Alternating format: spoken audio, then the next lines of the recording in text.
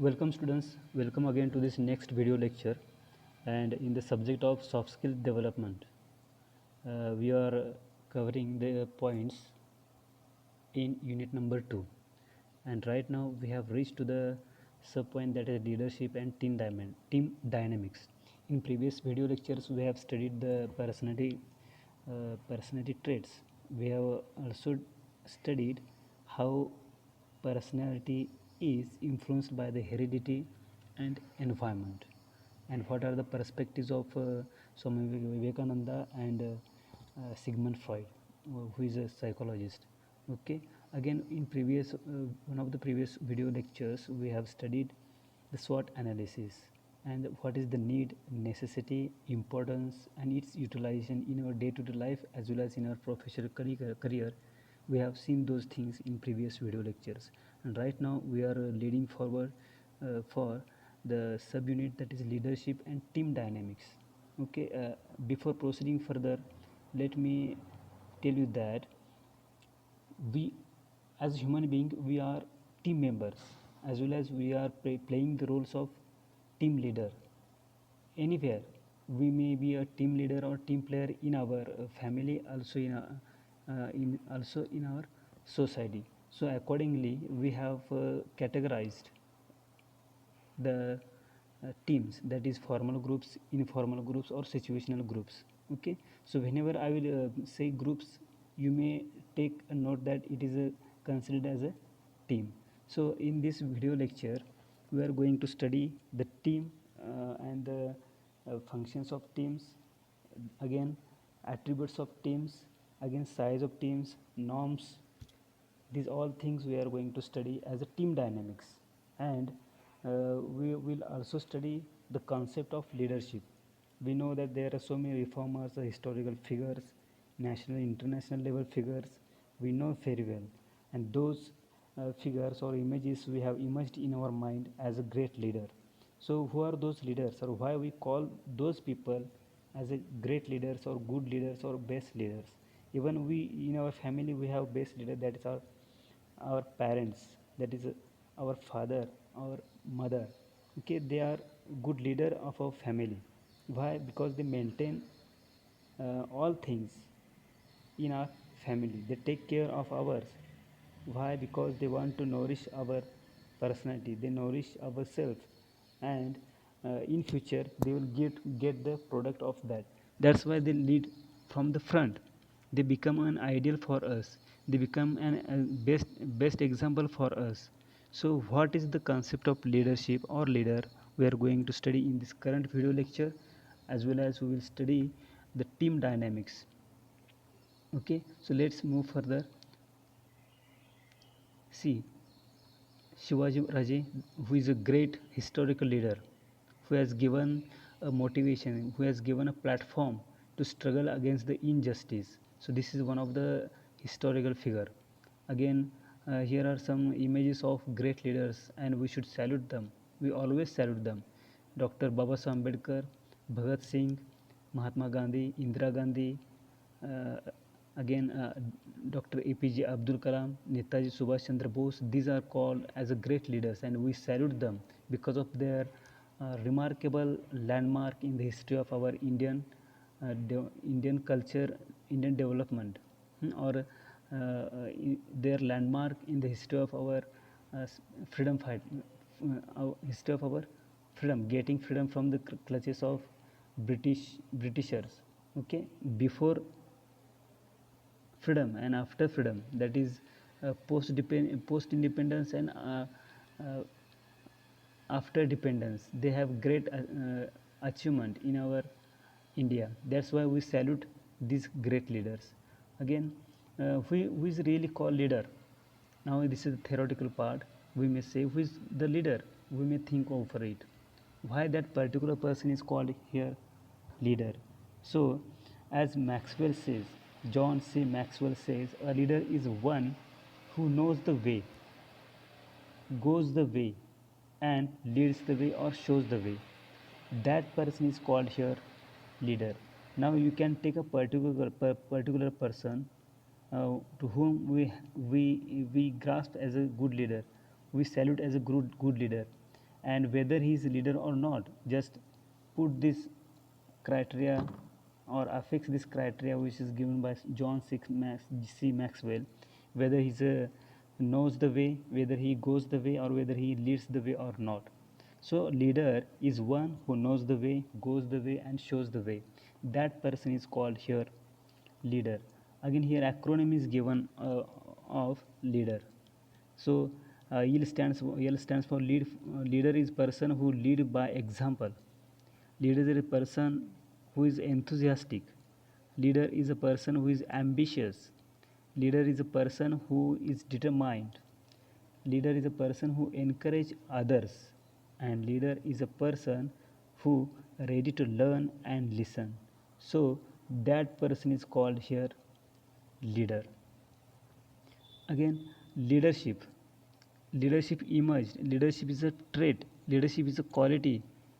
Okay, the person who has this quality, that person is called here leader. So leadership is the action of leading a group of people or an organization, or the ability to do this. So leadership is an ability to lead a group of people or an organization. Leadership is the action of leading a group of people or an organization, and that trait is called here leadership. So who is the leader? A leader is a person who influences a group of people towards the achievement of a goal. Definitely and sure we can say that there are so many people nowadays who have that quality of leadership, and that person is called here or deserve here as a good leader. So these are the historical figures we have already seen in previous slides. Again, see here, Dr. Babasaheb Ambedkar is also called as a remarkable leader, unique leader, because who is also known as a reformer, who struggle for the rights of the Dalits, who struggle for the rights of the women, overall women in India.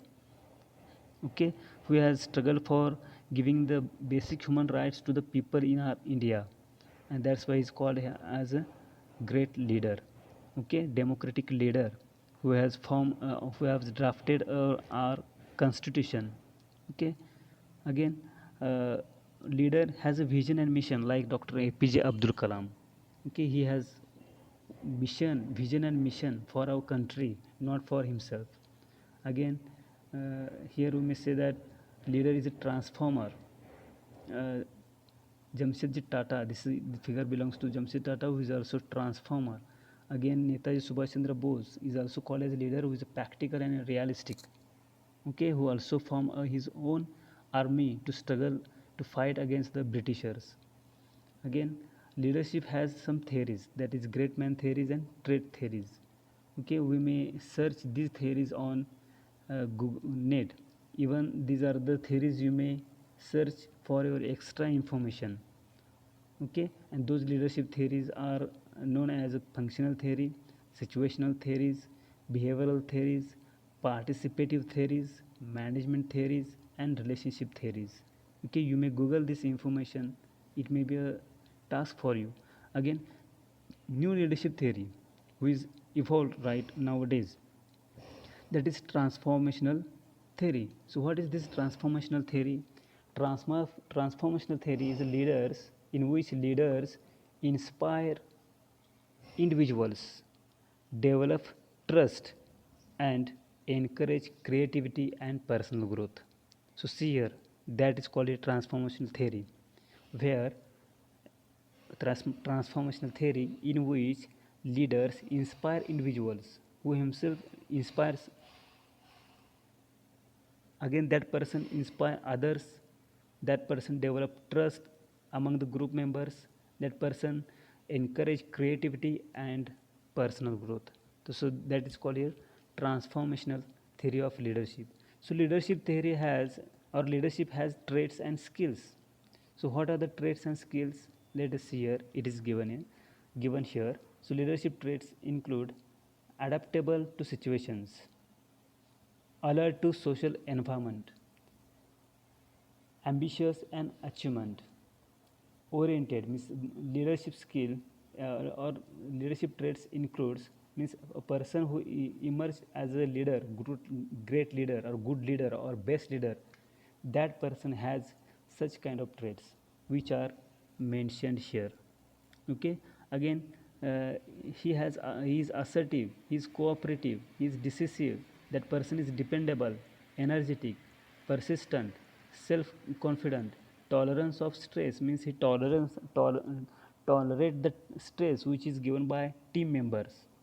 Okay, again, he is willing to assume responsibility, he takes the responsibility and try to do the actions according to that responsibility. Again, that leadership skills or that person has following skills. Those are: he is clever, he is conceptual skilled, he is creative, he is diplomatic and tactful, he has good communication skill, he is knowledgeable about group tasks, he is organized, and he is socially skilled.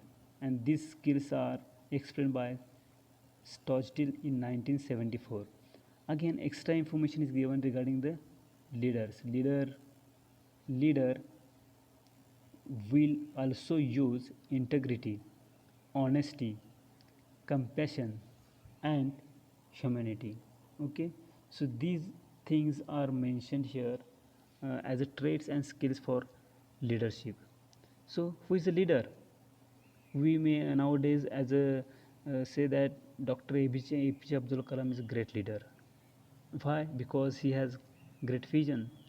He has traveled. He has traveled on an unexplored path. He could manage success and failure. He was very courageous. He has nobility in management. He was transparent, and he keeps integrity in his team, in his group. So that's why he is also called as a great leader. That is Dr. APJ Abdul Kalam.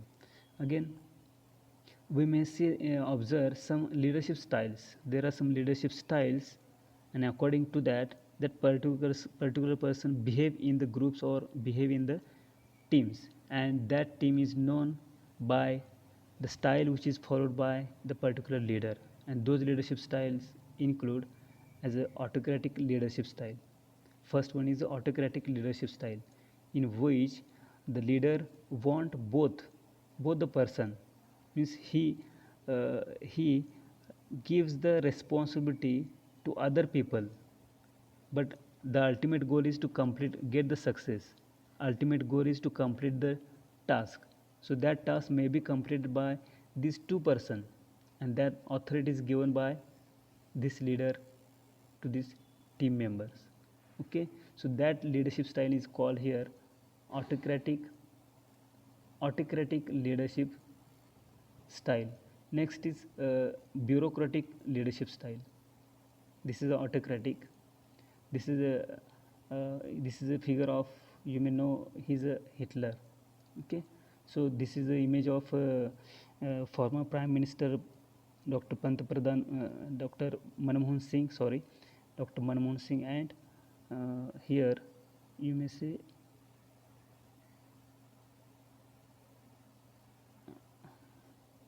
right now I am not.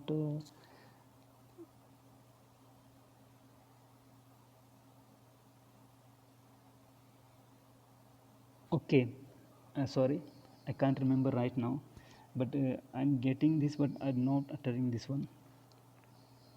So this is called here uh, bureaucratic leadership style, in which the formula is followed as a let's work together as per the procedure and policy, rules and regulations.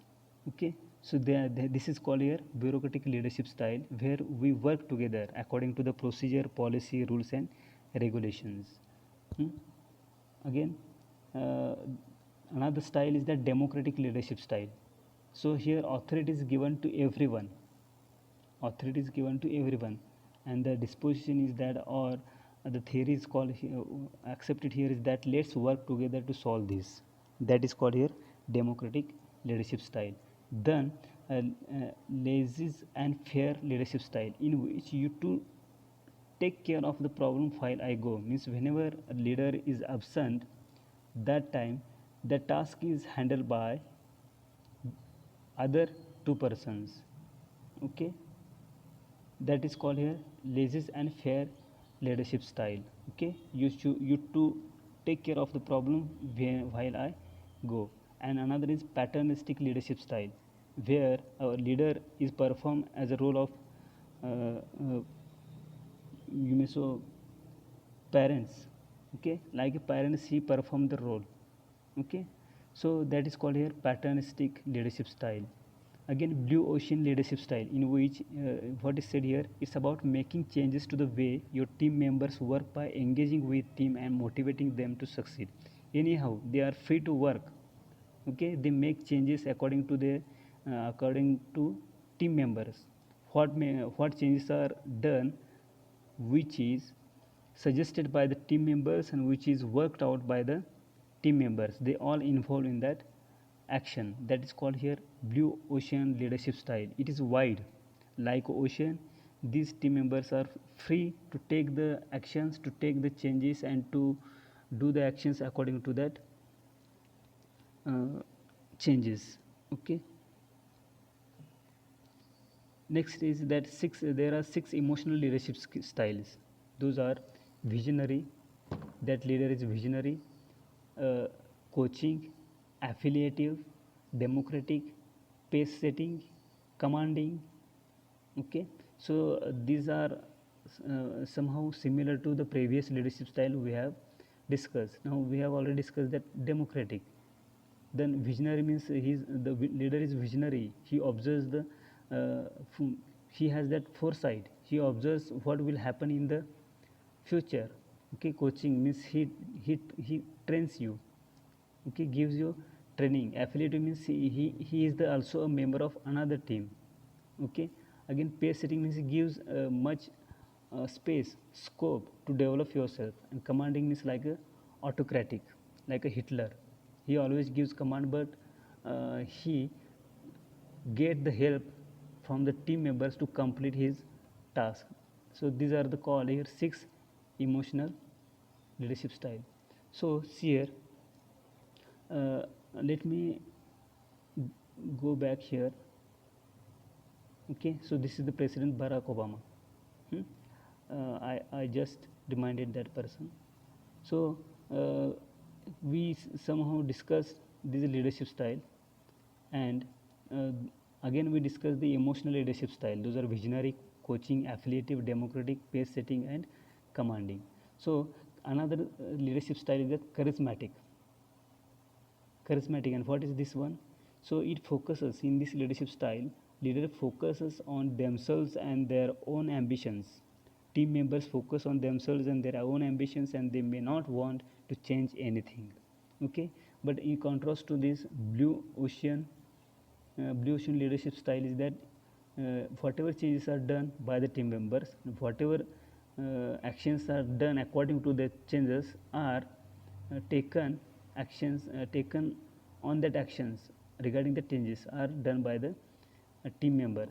And in contrast to this, we have charismatic leadership style, means whatever leader says, according to that all team members behave. Okay, and in this charismatic leader might believe that they can do no wrong, even when others warn them about the path that they are on. If they are not doing wrong. Okay, so this feeling of invincibility can severely damage a team or an organization. Means leaders say that in this charismatic leader feel that they are not doing any wrong, but there may have some risk on their path. Okay, so that is called here charismatic leadership. Okay, so we don't know who is leader here, but leader is available there, and whatever charismatic happens at the end, we realize that this was the leader. Again, transactional leadership in this style starts with the idea that team members agree to obey their leader when they accept a job. Okay, when team members accept a job, then that time they accept the person as a leader. And in the transactional usually involves the organization paying team members in return for the effort and compliance on a short term task. If team members complete their short term task, they are paid, means whatever remuneration payment is fixed, it is given to those team members, and the leader has the right to punish team members if their work doesn't meet an appropriate standards. Okay, so team members pays the team leader pays the team members, and he has a right to punish the team members if that appropriate standard is not done. So it is exercise given to you in pairs. Okay, and do this exercise anonymously. So discuss examples you have come across of strong and weak leadership. And you can use examples from unemployment, academic studies, or participation in sports clubs and societies. Even you may take the examples around you, that is happening around you, okay, in your societies or in your apartments or in your small organizations. Okay, so leadership depends on several skills. What are those skills? So leadership depends on how approachable you are. Leadership depends on communication skill. Leadership depends on problem solving. Leadership depends on decision making, and leadership depends on team management skills. Okay, you should handle the team appropriately. Okay, again, uh, team uh, team is depend upon team motivation, means you should motivate team members. You should motivate team members always, otherwise they get bored and they may not complete the target on time. Okay, so you should always motivate team members. Okay, again, team success of team depends upon the time management.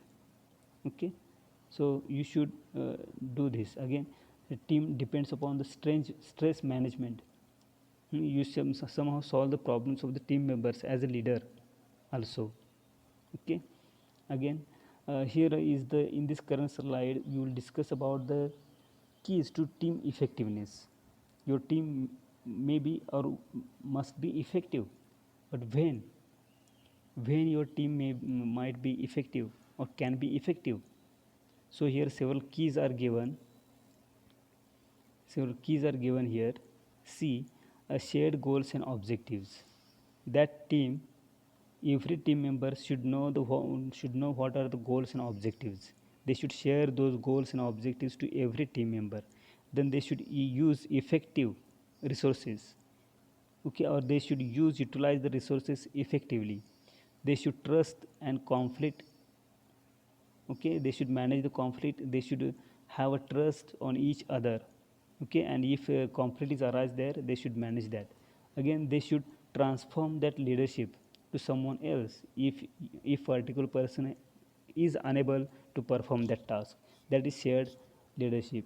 Or two or three people can come together and solve that problem or can lead that team.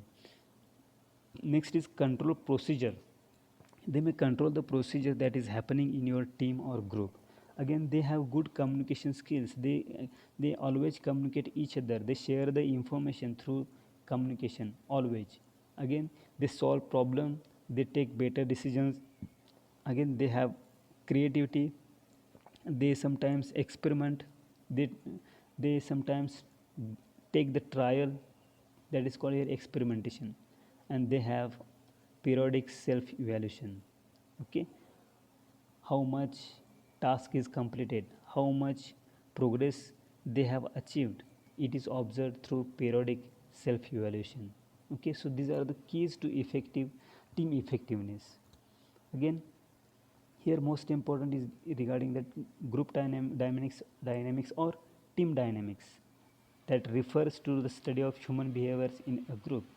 Means group dynamics or team dynamics depends upon the behavior of each members in the team.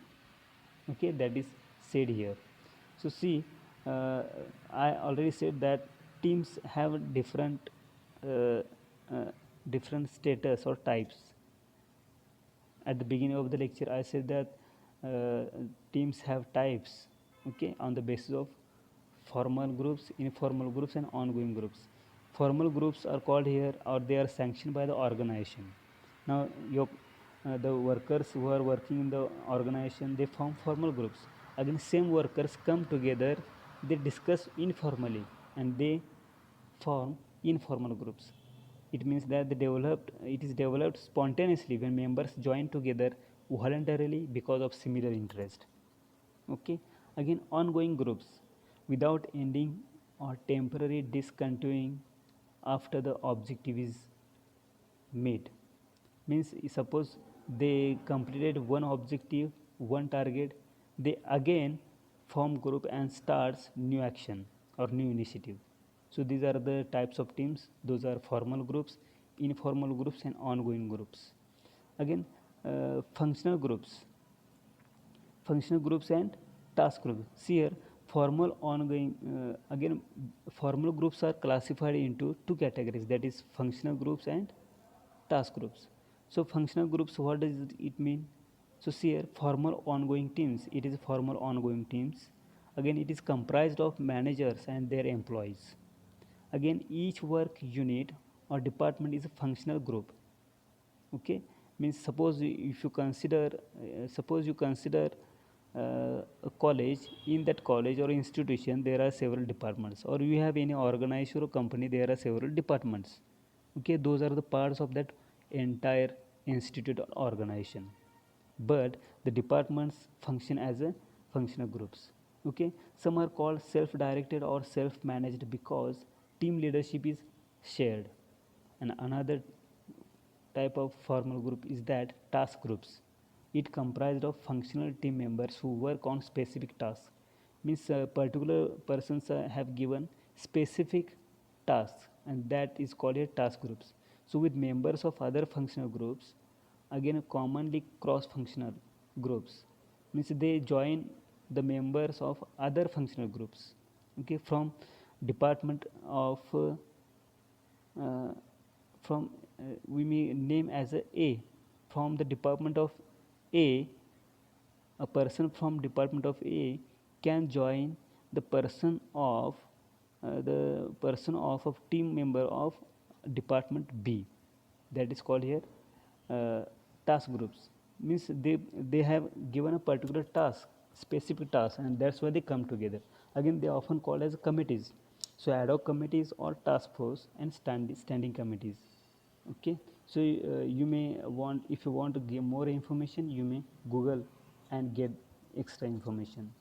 Yes, it is possible, it is not possible to give you because these terms are given in the subject of business communication for CSE students.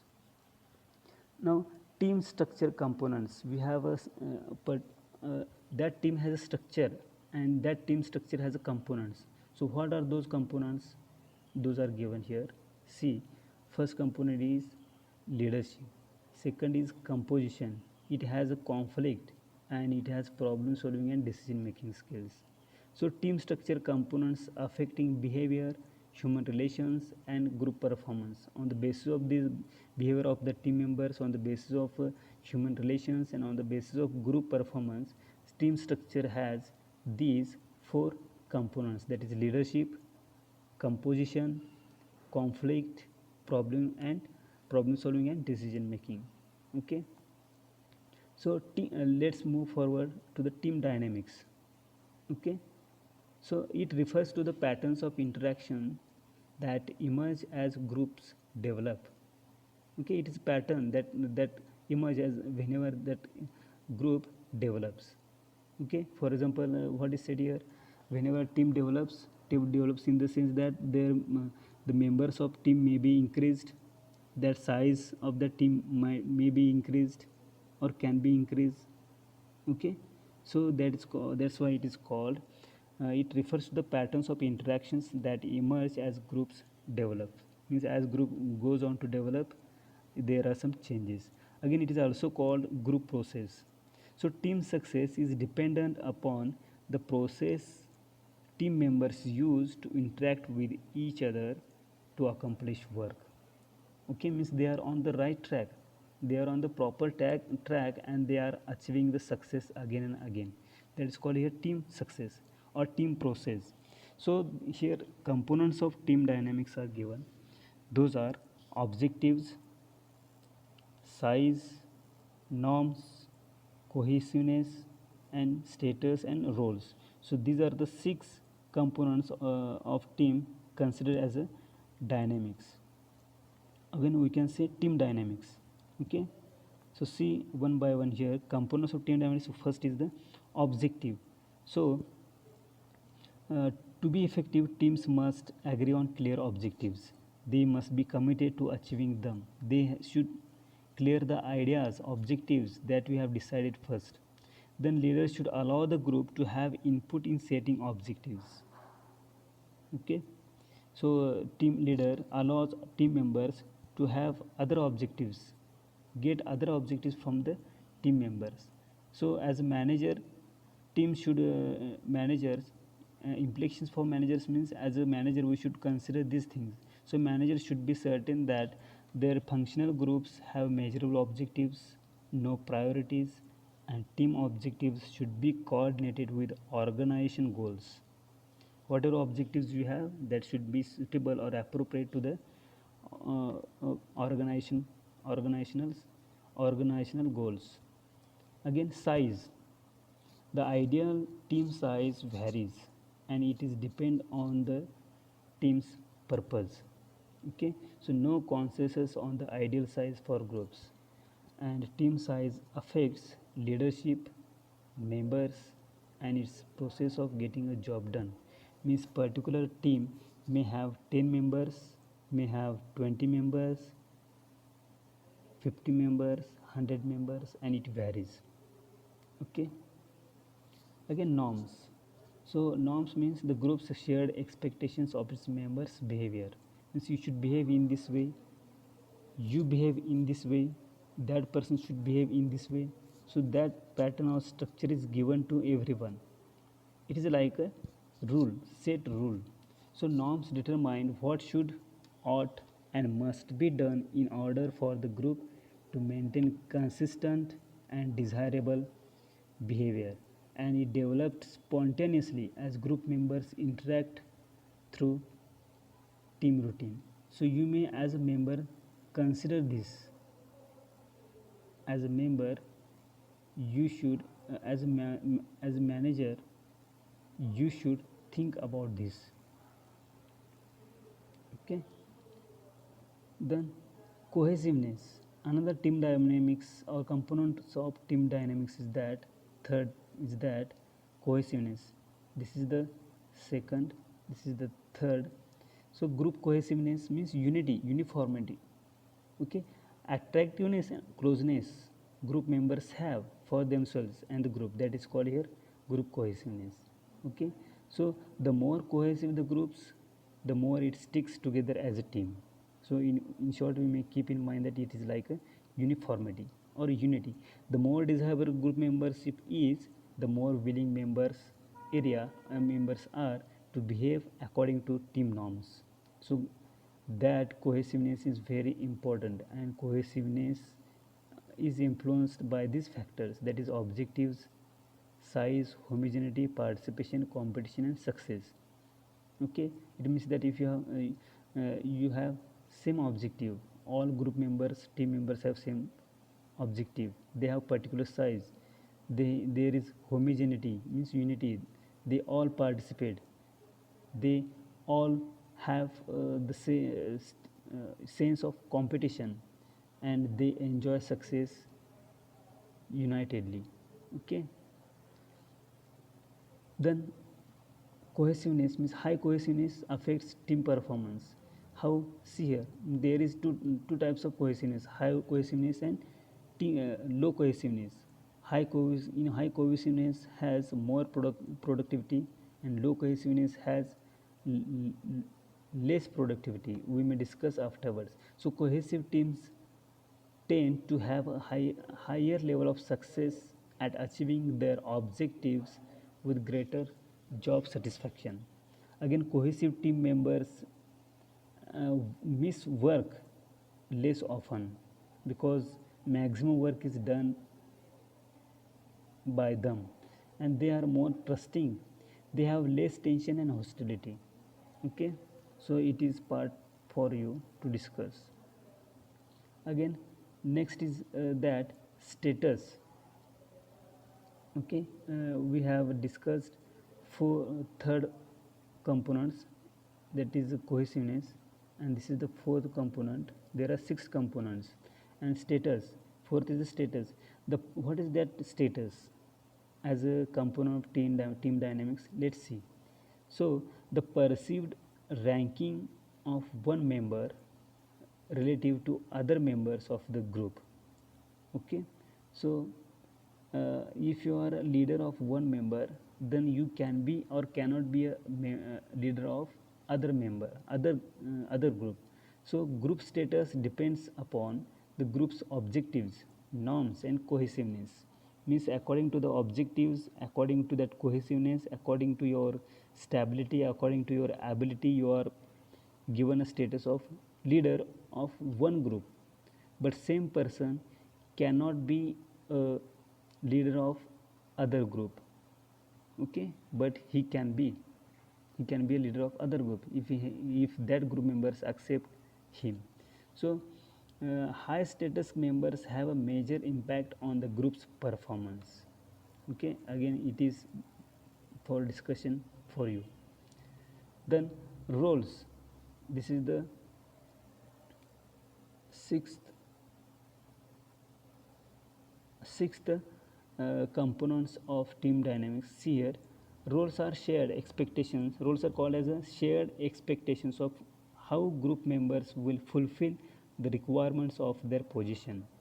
Means they have, every team member have some expectations, every team leader has some expectations. So both the persons, that leader and members, have expectations, and according to that expectations they try to fulfill their requirements regarding their position.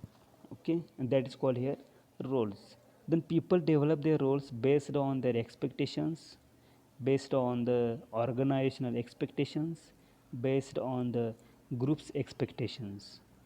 Okay, so here expectations are having from three persons, from their own, from organization and from group.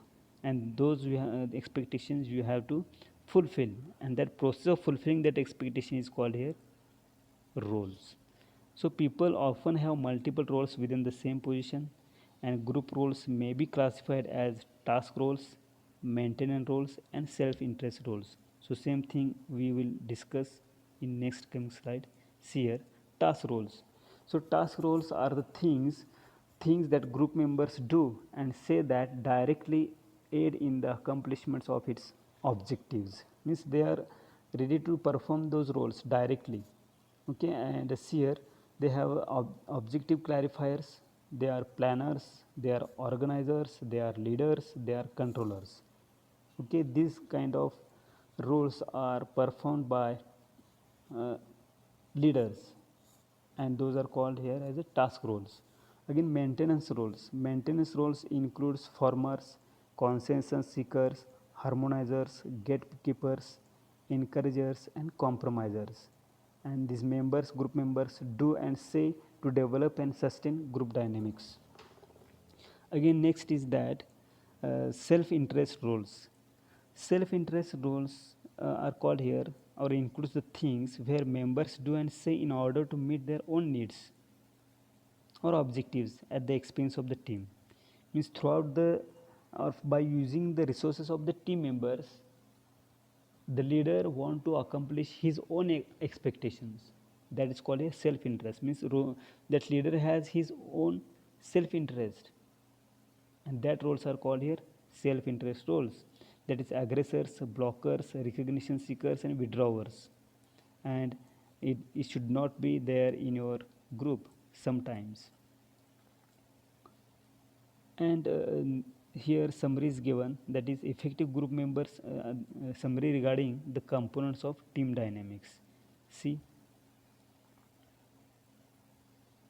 summary is that it includes effective groups should have clear objectives with agreement and a commitment to the those objectives by its members. Means in short, they should have clear objectives, there is a appropriate group size to achieve its objectives, they have positive norms, they have cohesiveness, they have status congruence, the members who play tasks in maintenance roles while minimizing self-interest roles. Means team leaders should minimize self-interest roles. Again, here in short it is given the team dynamic components that we have already studied: size, cohesiveness, roles, status, objectives, and size. Then team development, how when it is possible.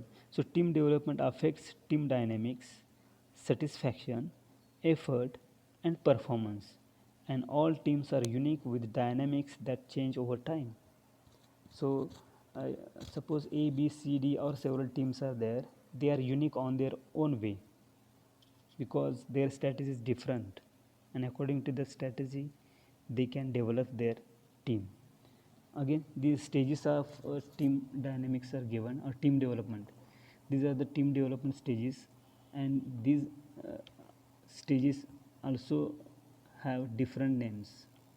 Okay, we know that forming, storming, norming, performing, and adjourning, these are the stage, and those same stages are applicable to these stages which is mentioned here. So first stage is orientation, that is forming stage. Second stage is dissatisfaction, that is storming stage. Third stage is resolution, that is norming stage. Fourth stage is production, that is performing stage.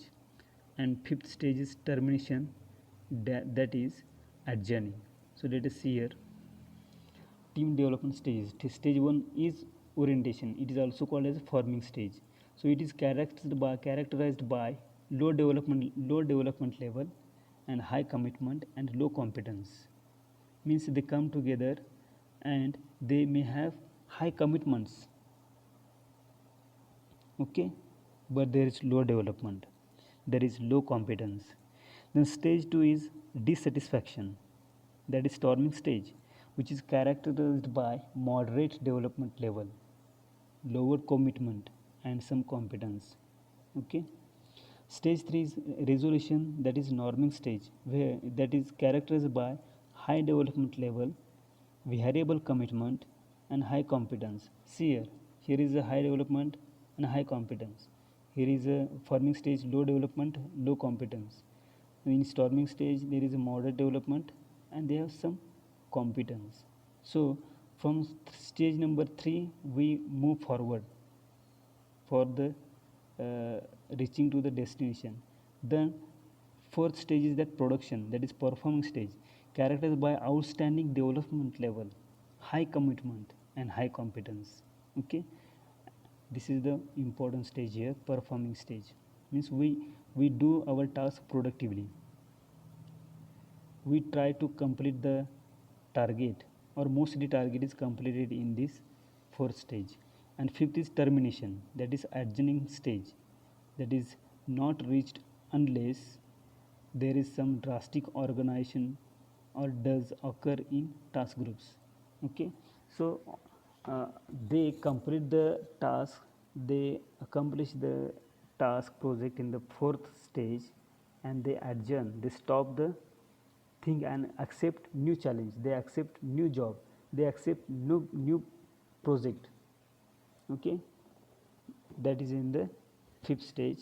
And after completing the target, they may come for doing another job, or they may take a rest in the fifth stage, means they may terminate the task.